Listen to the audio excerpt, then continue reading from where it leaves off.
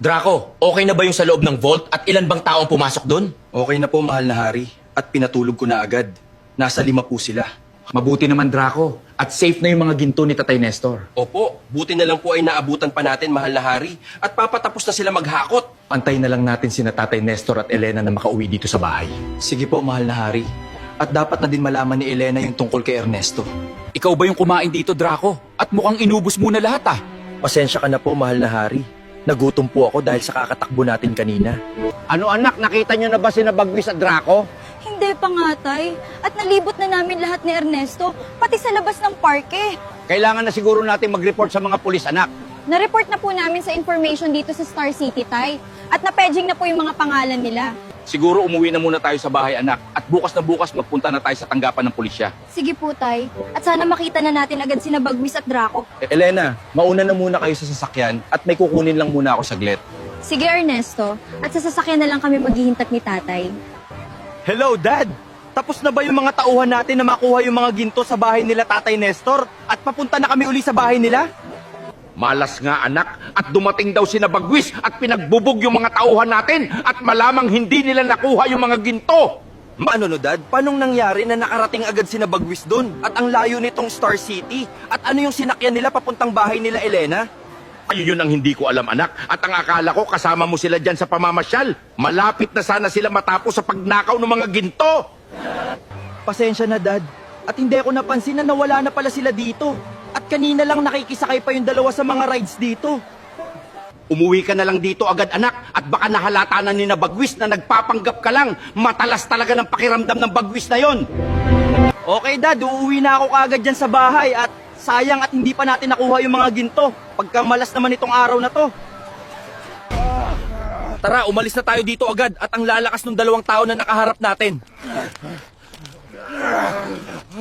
Elena, dito na lang ako at uuwi na din ako agad sa bahay namin.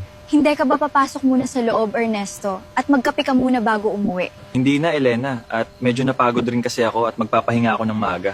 Sige, Ernesto. At salamat ng pagpasyal sa amin. At ingat ka sa bahay pag uwi mo.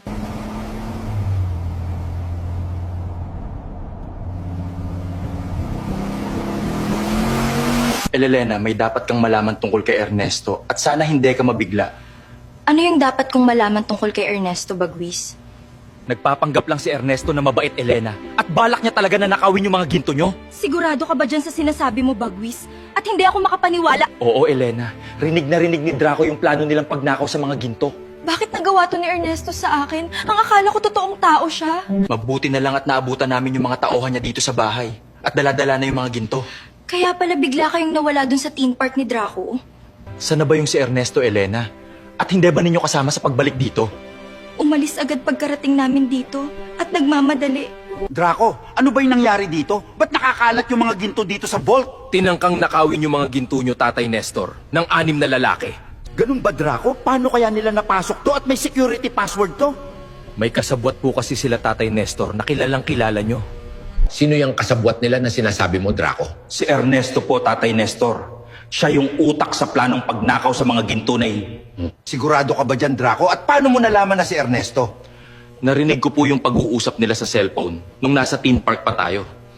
Kailangan tong malaman ni Elena yung tungkol kay Ernesto. Mag-ingat na po kayo sa susunod, Tatay Nestor.